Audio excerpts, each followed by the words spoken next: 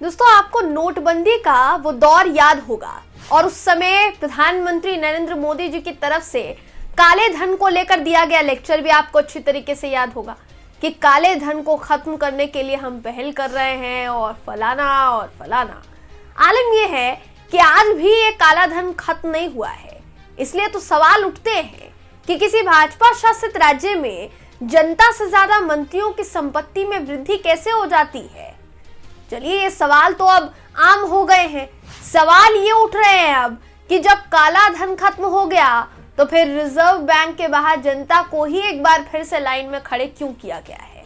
वो मंत्री साहब क्यों नहीं खड़े होते जिनकी संपत्ति में वृद्धि हुई है। कोलकाता, मध्य प्रदेश का भोपाल, देश के कई ऐसे राज्य हैं जहां से रिजर्व बैंक के बाहर लंबी लंबी कतारों की तस्वीरें दिखाई दे रही है। दोस्तों, जो तस्वीरें देखकर आपको समझ में आ जाएगा कि पीएम मोदी जुमलेबाज हैं या फिर नहीं है। नमस्कार दोस्तों, मेरा नाम है जयंती झा और आप देख रहे हैं देश नीति।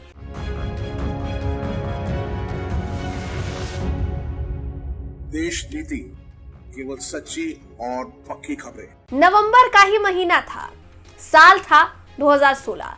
नोटबंदी के ऐलान के बाद भारत की जनता देश के तमाम एटीएम के बाहर और बैंकों के बाहर लाइन में खड़ी थी नोट बदलवाने के लिए। कुछ लोगों के घर में बेटी की शादी थी, पिता मजबूर था, पैसे निकालना संभव नहीं हो पाया। किसी पिता को अपने बेटे की फीस भरनी थी, नहीं हो पाया। कुछ ने लाइन में खड़े खड़े दम तोड़ दिया। आज आप सोच रहे होंगे कि आज मैं नोटबंदी का वो दिन क्यों याद कर रही हूँ। तो आपको बता दूं दोस्तों, 2023 का नवंबर महीना ही एक बार फिर से शुरू है और लोगों को लाइन में खड़े होता हुआ देखा जा रहा है। इस बार लोग 2000 के नोट बदलवाने के लिए रिजर्व बैंक के बाहर खड़े हैं।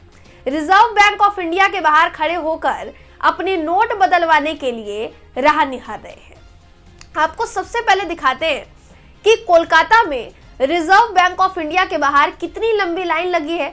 उसके बाद मुंबई का नजारा मैं आपको दिखाऊंगी। दोस्तों, दोनों ही तस्वीरें किसने शेयर की है वो भी आपको बताऊंगी, मगर उससे पहले वीडियो देखिए।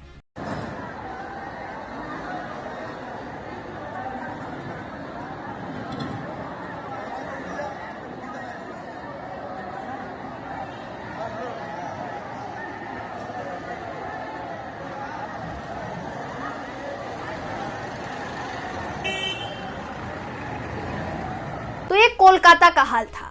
अब जरा आपको लिए चलते हैं मुंबई का हाल दिखाते हैं। इन तस्वीरों को देखने के बाद आपको वही 2018 का नोटबंदी का दौर याद आ जाएगा दोस्तों, जिसका जिक्र शुरुआत में मैं कर रही थी।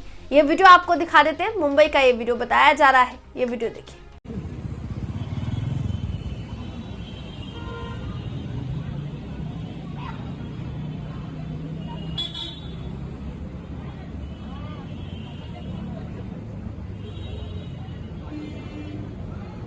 तो ये वही चिप और सैटेलाइट वाले 2000 के नोट हैं जो अगर जमीन में भी कहीं दबे होते तो पता चल जाता कि काला धन कहां छिपा हुआ है।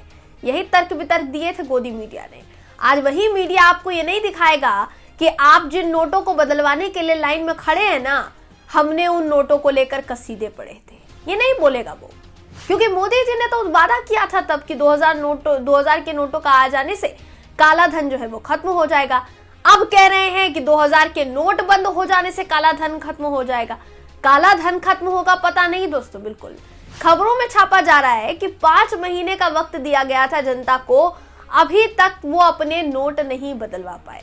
सवाल ये कि आम जनता तो बैंक जाकर भी नोट बदलवाए, फिर आरबीआई जाकर सुबह 6 बजे लाइन में खड़े होने के बाद भी उनके नोट ना बदल पाए तो सुबह से उठकर फिर वो दफ्तरों से छुट्टी ले और फिर वो वही करे।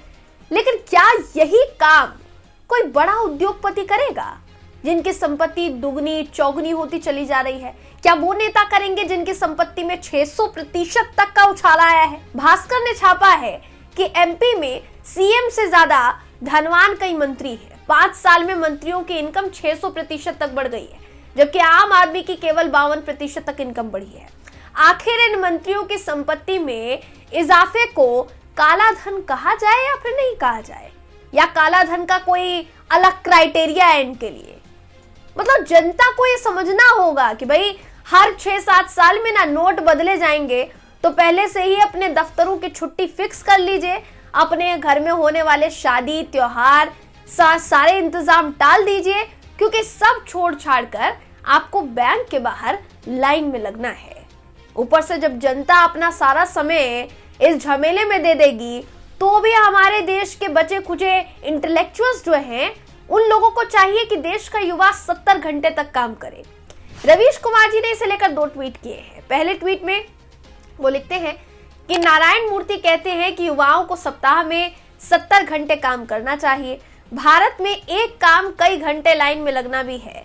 ये वीडियो 1 नवंबर का है, जो कि इन्होंने वीडियो शेयर किया था। दोस्तों, शुरुआत में हमने मुंबई का वीडियो दिखाया आपको। लिखते हैं, मुंबई में रिजर्व बैंक के बाहर कई लोग बहुत खुशी से कतार में लगे हैं 2000 का नोट बदलवाने के लिए। 2016 की नोटबंदी आज भी जारी है, बस सच्चाई मीडिया से दूर है और जनता बोलना भूल गई है। दूसरे ट्वीट में रवीश कुमार जी लिखते हैं कि ये कोलकाता रिजर्व बैंक के बाहर का वीडियो है। एक दर्शक ने भेजा है, रिजर्व बैंक के बाहर सुबह सुबह इतने लोग क्यों हैं? लोग नारायण मूर्ति की बात मानकर 70 घंटे काम कर रहे हैं। जिनके 70 घंटे पूरे नहीं होते, वो रिजर्व बैंक के बाहर लाइन में लग जाते हैं।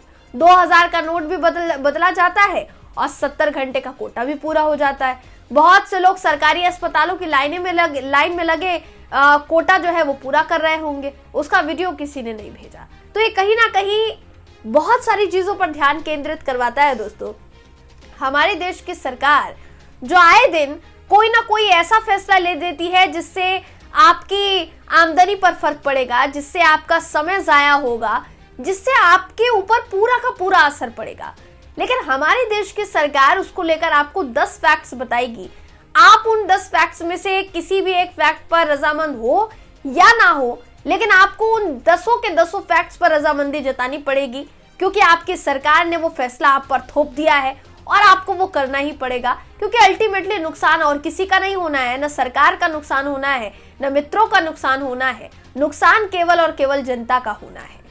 अगर नहीं है दोस्तों ऐसा, तो आप ही बताइए कि इन तमाम तस्वीरों को देखने के बाद क्या अंदाजा लगाया जाए, क्या कहा जाए? ऐसी तस्वीरें सामने आने के बाद क्या वाकई में 2016 में जो नोटबंदी हुई थी उसको टाइम पास ना कहा जाए? और अभी जो हो रहा है फिर ये क्या है? जब काला धन तभी खत्म होना था, तो अभी क्या है फिर ये? 2000 के नोटों को चलन में लाना, फिर बदलवाना, फिर खत्म करना, फिर से चालू करना। अब 2000 नोट की जगह कोई और नोट आ जाएंगे। हो सकता है कि पहले जो 500 के पुराने नोट और पुराने जो 1000 के नोट दोस्तों आए थे, हो सकता है वो जो 1000 के नोट हो, वो जो 500 के नोट हो, उनको वापस से चलन में ला दिया जाए। कौन सी बड़ी बात है? जब 2000 के नोटों को एक रात में चलन में लाया जा सकता है, फिर एक रात में उनको बदलवाया जा सकता है, उनको चलन से बाहर किया जा सकता है, तो 1000 के नोट वापस नहीं लाए जा सकते? जैसे इसको लेकर तर्क दे दिया है, वैसे ही उसको लेकर तर्क दे देंगे। 70 घंटे आपको काम करना है, उनमें से 1-8 घंटा आप इन तर्कों को समझने में भी लगा लीजिएगा। यही करना है अब आपको, इससे ज्यादा करना नहीं है कुछ। दोस्तों, इस पूरी खबर को लेकर आप क्या सोचते हैं, आपकी क्या राय है, कमेंट करके जरूर बताइएगा। वीडियो अगर आपको पसंद आया हो तो वीडियो को लाइक कीजिए, शेयर कीजिए, चैनल को सब्सक्राइब करना बिल्कुल भी ना भूलें। फिर मुलाकात होगी आपसे अगली वीडियो में। तब तक के लिए नमस्कार।